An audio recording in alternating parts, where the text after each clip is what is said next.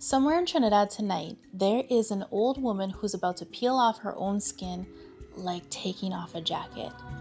Somewhere else on a dark country road, a man is following a smell he can't quite place toward a woman he really shouldn't be following.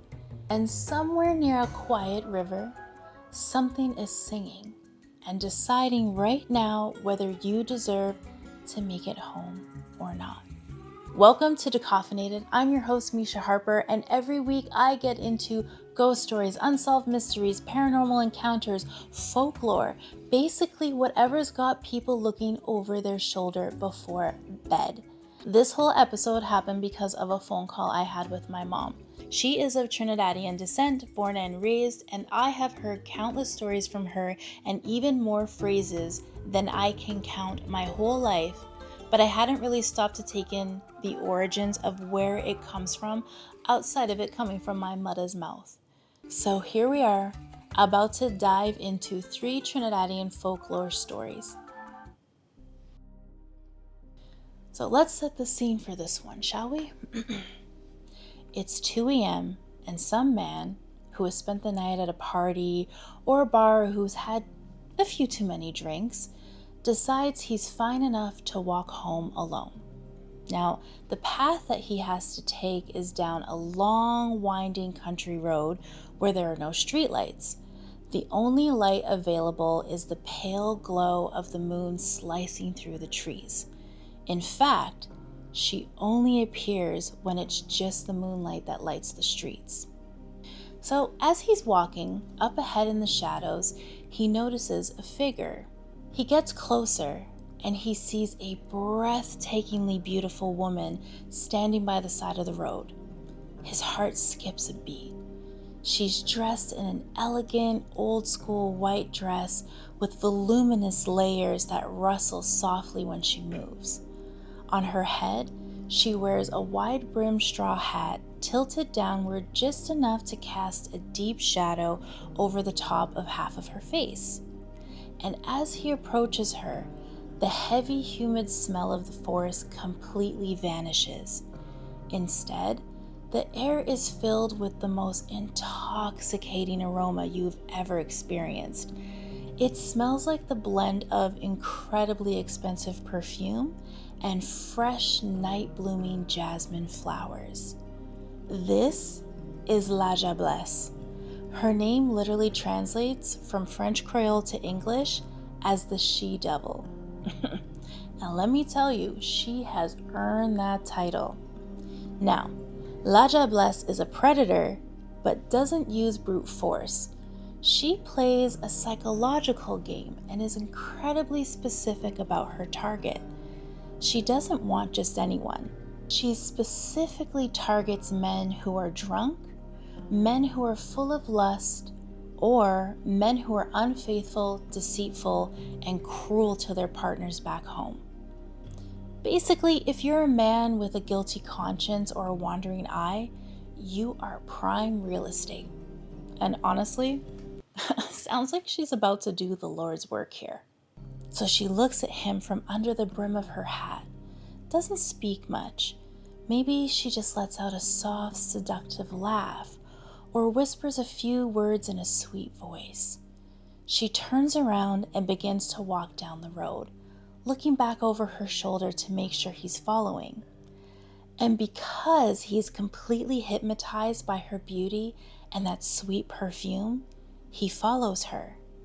He forgets all about his home, family, and his safety. He is completely under her spell. She leads him off the paved road and guides him down a dirt track, and then deeper still, right into the thick, treacherous bush.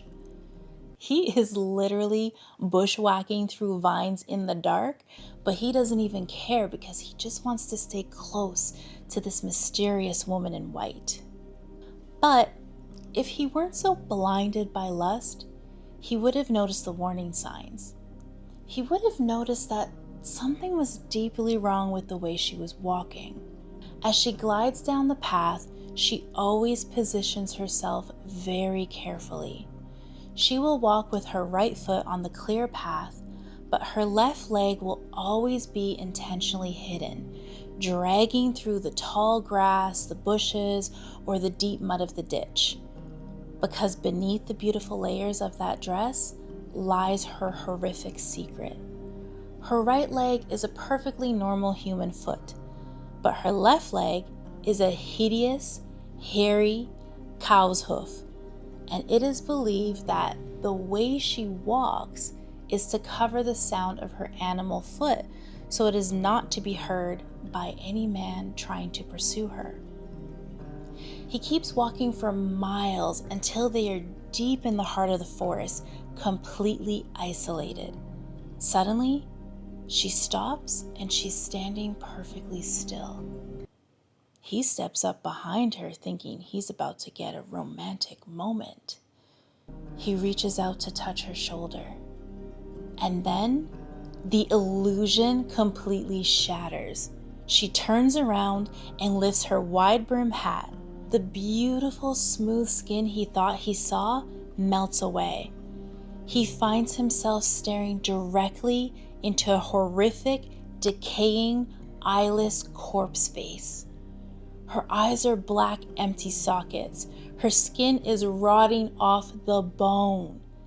At that exact microsecond, the sweet smell of the jasmine perfume instantly curdles into this overwhelming, sickening stench of a rotting carcass and the stagnant swamp water. She opens her mouth and lets out a blood-curdling, mocking laugh that echoes through the trees. Before he can even process the horror, she completely vanishes into thin air. Now, he's left entirely alone. As the hypnotic spell breaks, reality hits him like a freight train. He is miles deep in a pitch-black tropical rainforest. He has no idea where the road is. He's completely turned around, disoriented, and paralyzed with fear. Historically, men who were targeted by La Diablesse were rarely ever found alive. They would wander blindly through the dark forest in a state of absolute madness, getting bitten by venomous snakes or stepping right off the edge of a steep, hidden cliff or ravine, falling to their deaths in the rocky rivers below. If they were found by search parties days later, their faces were frozen in a permanent expression of pure terror. So, why is she like this? Did she just wake up one day and choose violence? Well, if you look into her backstory, it's actually a tale of extreme heartbreak. Legend says she was originally a regular human woman who was deeply in love. But the man she loved broke her heart in the worst way possible. Consumed by pure grief and betrayal, she fled into the deep forest, wandered around in a state of madness, and ultimately died out there. Her anger was so intense that her spirit refused to cross over. Instead, she transformed into a demon, which is crazy to me because I don't think I found a clear answer as to what the heartbreak is, but I could never. I don't think anyone. I don't know if there's a situation anyone could make me react that way. I digress. Other versions say she made a contract with the devil, trading her soul for eternal beauty, only to find out the contract turned her into a monster. Either way, she has an agenda. So, how do you survive the she-devil? What do you do if you're walking down a dark road, you see the woman in white, and you suddenly notice that weird, uneven hitch in her walk? Apparently, there is a way to survive her, but why would I give you the cheat code? Feel free to investigate and research that yourself. I am a woman, and I don't need to know. And since she doesn't target innocent men, the rest of you just need to behave. Stay blessed out there. So La Diablesse has her type, picky even for a demon. Our next one doesn't have a type. She does not care who you are, where you live, or how good your track record is with women. Man, woman, child, if you're breathing, you are on the menu. By day, she is described as just a quiet old woman who rarely speaks to anyone, living all alone at the edge of a village in a small house. The neighbors whisper about her because she has an incredible deep knowledge of local herbs and traditional remedies, but she's generally grumpy and unapproachable. You pass her on the path during the day, you give a polite nod because you were raised right, and she just grunts and keeps walking. You think she's just a lonely grandmother type. By day, she plays the role of a frail old lady. However, at midnight, everything about her changes and she comes out to play. Now, before she can do anything, she needs to find fresh human liver. The legends say that during the pitch black nights of a new moon, when there's absolutely no light in the sky, she sneaks out of her hut and goes straight to the local village cemetery. She searches the graveyard until she finds a freshly buried corpse, somebody whose body hasn't even begun to fully decompose yet. She digs up the grave, breaks open the coffin, and using a specialized spiritual charm, often described in old lore as a black penny or a cursed blade, she cuts open the deceased person's torso and harvests their liver. It seems as though you aren't safe from this woman, dead or alive. She takes that human liver back to her hut, throws it into a boiling pot, and cooks it down with local herbs and forbidden ingredients until it renders into a thick grease or oil. It's only when she takes this oil and rubs it all over her human flesh from head to toe that her skin begins to loosen and detach, allowing her to literally peel off her skin like she's stepping out of a wetsuit. She folds the skin up small enough to hide away in a dark corner, specifically placing it inside a heavy wooden mortar. I've heard that she hides it there to keep the skin intact and because nobody would honestly look for it there, which is fair because that's where my spices go. Now, underneath that skin, she transforms into her true form as a blazing ball of fire. Now, if you're a local walking home late at night, navigating a gravel road, and you happen to look up at the sky and see a strange, fast-moving streak of orange and blue fire cutting across the tops of the bamboo trees, you don't stop. You put your head down and you run as fast as your legs can carry you, because that is the Soucouyant, and she is hungry. Now, what makes her even more scary is that compared to traditional Western vampire stories, locking your doors and bolting your windows does absolutely nothing to protect you. She doesn't need an open door to get into your house.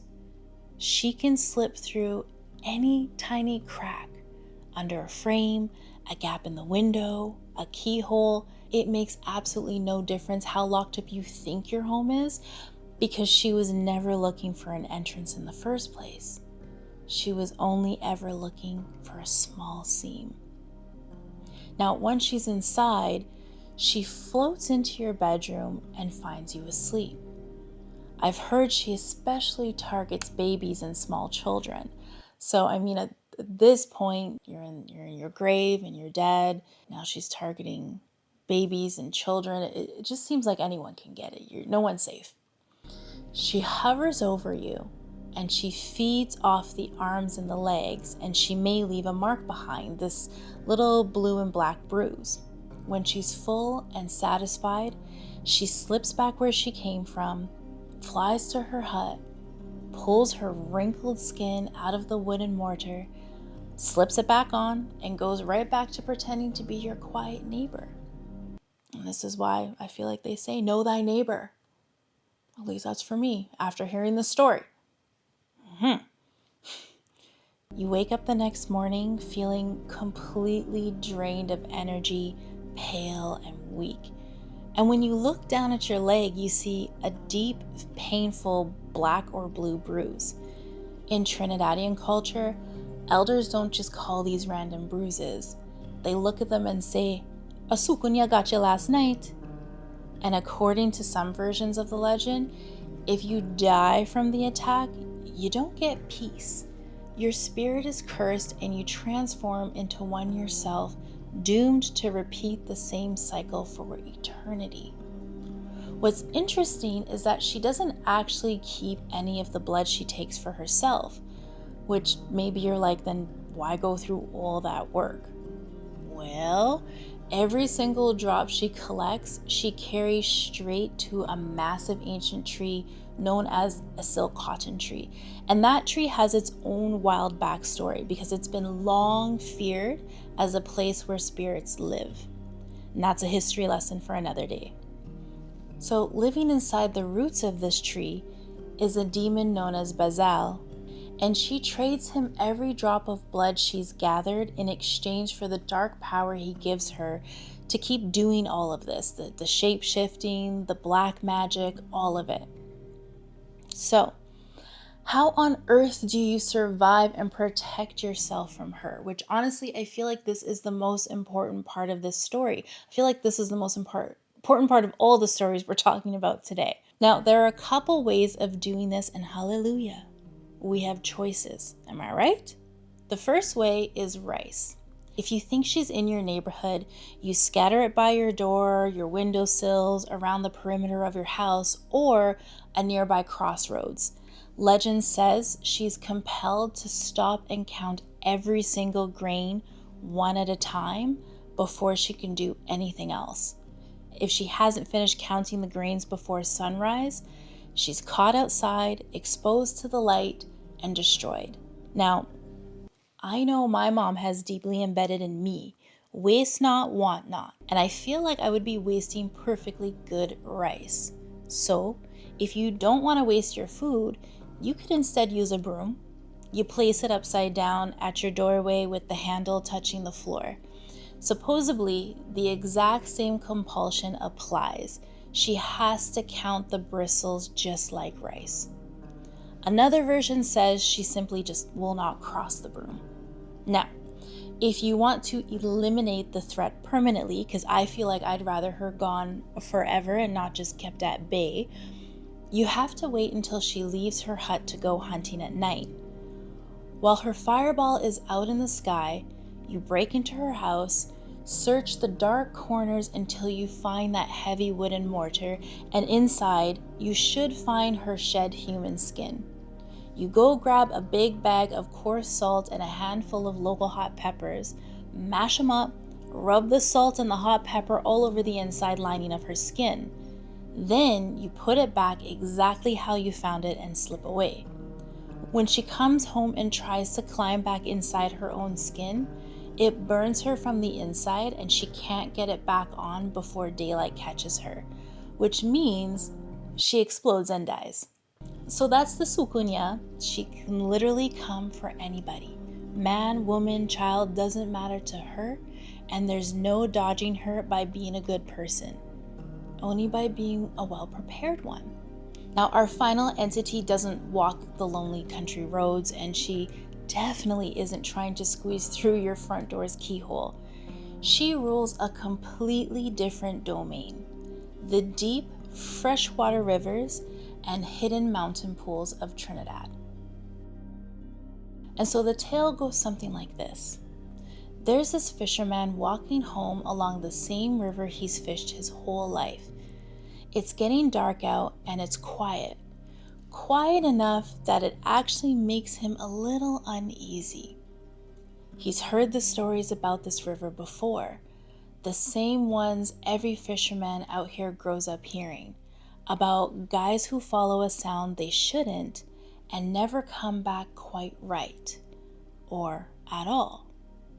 But because nothing's ever actually happened to him, he doesn't really believe in the stories, which is usually how it goes. He almost doesn't catch it over his own footsteps, but they're singing, very faint, coming from somewhere up ahead, past the bend in the river. He should just keep walking, but the singing is so beautiful that before he even realizes, he's already walking toward it. He gets around the bend, and there's a woman sitting on a flat rock at the edge of the water with her back turned to him. Her hair's dark, really long, and she's slowly combing through it with a gold comb. She hasn't turned around yet, so he tells himself she hasn't noticed him, which he already knows is not true. She turns around. She's stunning. Stunning enough that every warning he's ever heard suddenly feels like it was about someone else. But her eyes are off. They aren't reflecting light the way a human should. Instead, they're glowing with this eerie yellow predatory light. He looks down past her face, and that's when the real horror clicks. Where her legs should start, there's nothing human at all. Just this thick, coiled, scaly serpent body disappearing into the emerald water behind her. He freezes, paralyzed, with absolutely no idea what to do next. This is Mama Delo, and what happens to him in the next few seconds doesn't depend on how fast he can run. It depends on the life he's lived up until this exact moment. There's this heavy, suffocating silence where she's not even looking at his face anymore. She's looking right through him, judging his entire history with this river. She knows every single fish he's ever caught, whether he's took more than he needed to feed his family, whether he's ever dumped trash into the current, or if he's ever wrecked the banks just because he could. In that silence, she is deciding if he has earned the right to walk away from her water alive. If he's been respectful and kept the river safe, she might actually let this go. Her tail will break the surface and slam down once, hard, like a whip cracking across the water. That crack is his only warning. He'll be running before the echo even fades, and he'll never fish this stretch of river again. But if he's not that kind of guy, if he's a poacher or a polluter, what comes after that silence isn't a warning. It's an execution. Before he can even inhale to scream, those massive, heavy anaconda coils wrap around his chest, crushing the air straight out of his lungs. She drags him backward into the water, suffocating him until his lungs finally give out. Or, even worse, she doesn't let him die. She drowns his human body, but she binds his soul to the riverbed. She turns him into this waterlogged, mindless servant, forced to rot under the mud and guard her waters for eternity. Nobody on land ever sees his face again. There's one more thing worth knowing for anybody who thinks they'll see this coming in time. If she's not just annoyed, but actually furious, her hair does something first. It stops moving like hair and it starts twisting and coiling on its own until it looks less like hair and more like a bunch of small snakes. By the time anyone notices that it's happening, she's already past the point of warning them, and she turns into this 10-foot snake. And that's the final straw. You done lost the game there. There is no going back. There is no negotiating. There ain't anything. If you were ever standing where that fisherman was standing, there are two ways out, and it depends on your timing. If you see her before she's fully turned around, you take off your left shoe, flip it upside down, and walk backward the whole way home without looking back. Not even once. Nobody's ever explained why it has to be the left shoe or why walking backward matters. It's just what got passed down and it stuck around this long, so I don't know, must have worked. But if it's too late for that and she's already turned around and has seen you, everything changes. You can't run anymore. All you've got left is how you talk to her. Speak to me nicely. Be respectful. Agree with whatever she says. Don't raise your voice. And don't make a move. You don't outrun something like that. You get through it by being exactly as careful as she needs you to be. So that's the 3 stories for this episode that I wanted to share. Let me know what versions you have all heard, or if any of this matches what you grew up with, because I know these change depending on who's telling them and where you're from. And I know that I might have missed out on some information with some of the stories, like Mama DeLo has a man, she has a husband. But I feel like that can be for another episode, and perhaps I'll cover 3 more stories. So if you got another folklore story from Trinidad or anywhere else, send it my way, as I will be doing more of these. So lock your doors, as if that matters. Watch the road, and mind yourself and what you're following at night. So if you hear singing, perhaps tonight's not the night. I will catch you next week for whatever the show turns into next. Might even surprise me. This has been Decoffinated. I'm your host, Misha Harper, and we'll chat soon.